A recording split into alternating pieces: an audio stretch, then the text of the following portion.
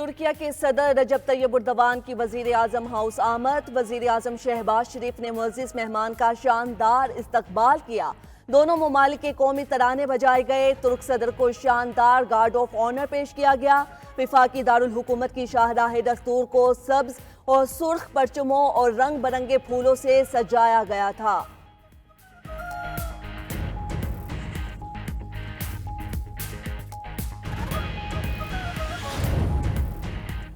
ترک صدر رجب طیب اردوان کی پاکستان آمد پر صدر آصف زرداری اور وزیر اعظم شہباز شریف نے نور خان ایئر بیس پر ترک صدر کا استقبال کیا۔ رجب طیب اردوان کی آمد پر 21 توپوں کی سلامی دی گئی۔ ترک صدر دورے کے موقع پر اپنی پاکستانی ہم منصب آصف علی زرداری سے ملاقات کریں گے۔ وہ اسلام آباد میں اعلیٰ سطح کی اسٹریٹجک تعاون کونسل اور پاک ترکیہ بزنس فورم میں شرکت کریں گے۔ ترک صدر پاکستان اور ترکیہ کے درمیان مختلف شعبوں میں مفاہمتی یادداشتوں اور معاہدوں پر دستخط کی تقریب میں بھی شرکت کریں گے۔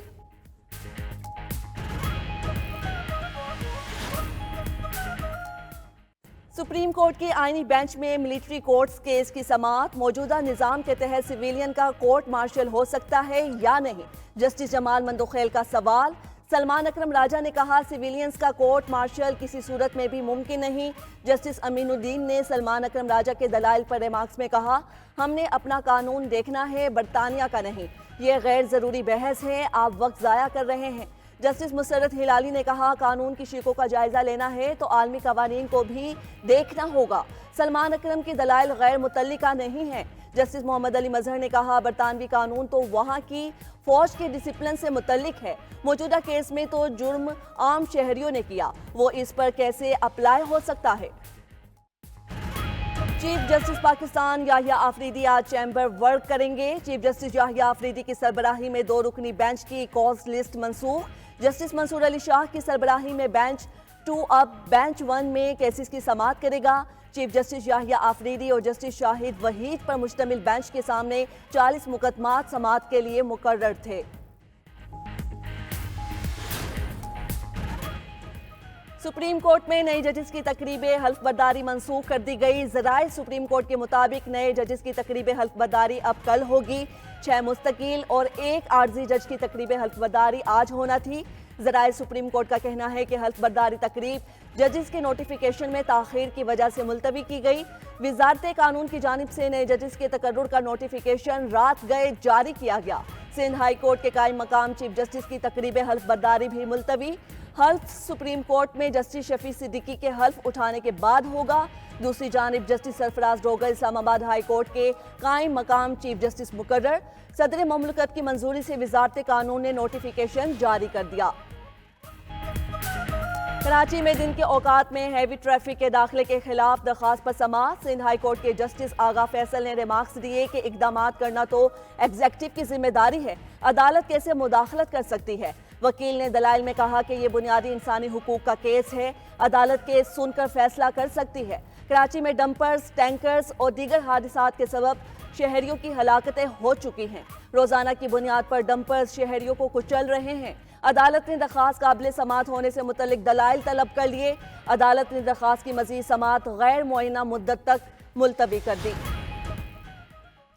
کراچی میں ناظرہ میگا سینٹر ناظم آباد میں نئے پاسپورٹ آفس کا افتتاح۔ وفاقی وزیر داخلہ محسن نقوی نے پاسپورٹ کاؤنٹرز کا معائنہ کیا اور عملے سے ملاقات کی۔ شناختی کارڈز اور پاسپورٹ بنوانے کے لیے آئے شہریوں سے سہولیات سے متعلق دریافت کیا۔ وزیر داخلہ محسن نقوی نے بے نظیر انکم سپورٹ پروگرام کے تحت بائیو میٹرک کرانے کے لیے آئی خواتین کے مسائل بھی سنے اور موقع پر ہی متعلقہ حکام کو حل کے لیے ہدایات دی۔ بزرگ خواتین نے مسائل کے حل کے لیے فوری احکامات پر وزیر داخلہ کا شکریہ ادا کیا۔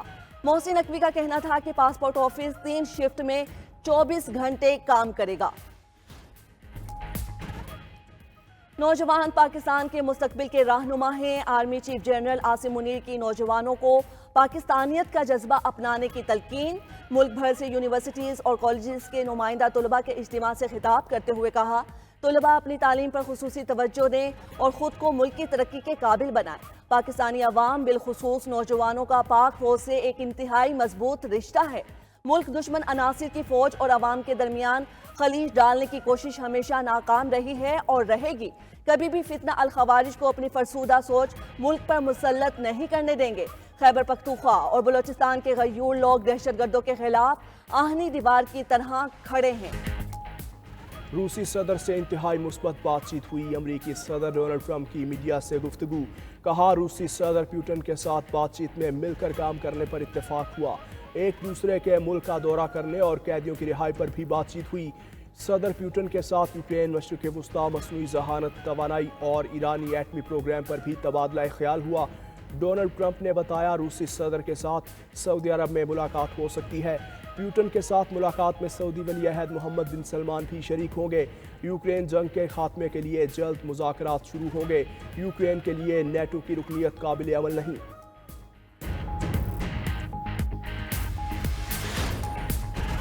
मिस्र के सदर अब्दुल फताह अल सीसी का उर्दन के शाह अब्दुल्ला से टेलीफोनिक राबता। दोनों रहनुमा फ़लस्तीनियों की बेदखली के बगैर गजा की तामीर नो पर मुत्तफिक। मिस्री सदारती दफ्तर का कहना है कि दोनों सदूर ने कहा कि गजा की तामीर नो फ़लस्तीनियों की बेदखली के बगैर होनी चाहिए। मशरिक़ वुस्ता में अमन के लिए सदर ट्रंप से ताउन के ख्वाहिशमंद हैं।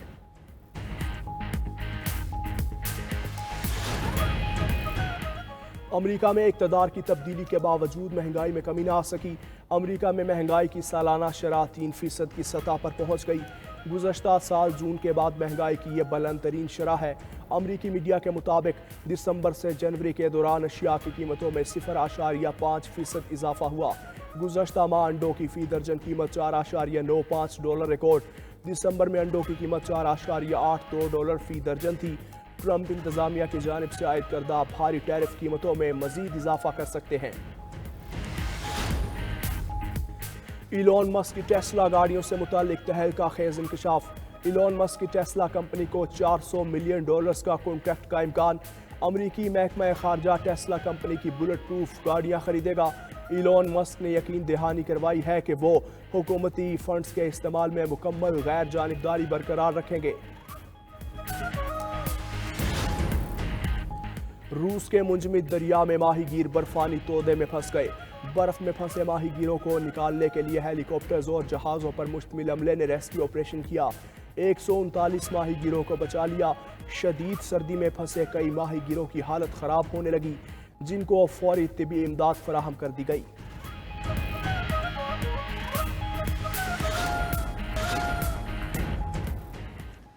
IMF वफ्द किससे पूछकर चीफ जस्टिस से मिला। JUI के रुकन कौमी असम्बली नूर आलम खान का सवाल। हुकूमत से तफसीलात देने का मुतालबा।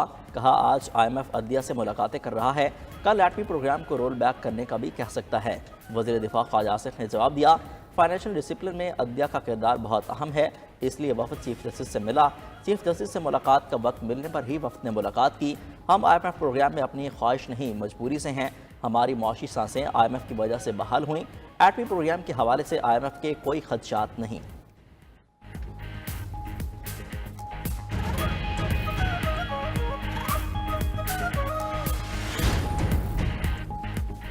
क्या IMF को हमारे निज़ाम इंसाफ पर तहफ़्फ़ुज़ात हैं। सरबराह JUI मौलाना फजलुर रहमान की मीडिया से गुफ्तगू। बोले, IMF वफ़द की चीफ जस्टिस से मुलाकात पाकिस्तान और दुनिया की तारीख का पहला वाक़या है।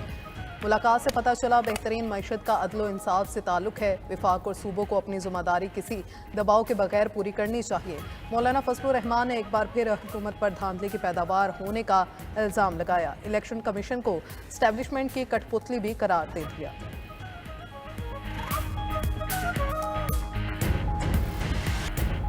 और 20वीं इंटरनेशनल चोलिस्तान जीप रैली का क्वालिफाई राउंड आज होगा। मेगा इवेंट 16 फरवरी तक जारी रहेगा। कल प्रीपेड कैटेगरी गाड़ियों की पहली रेस होगी। 15 फरवरी को स्टॉक कैटेगरी गाड़ियों में मुकाबला होगा। 16 फरवरी को फाइनल राउंड होगा। जीप रैली का ट्रैक 452 किलोमीटर तक रखा गया।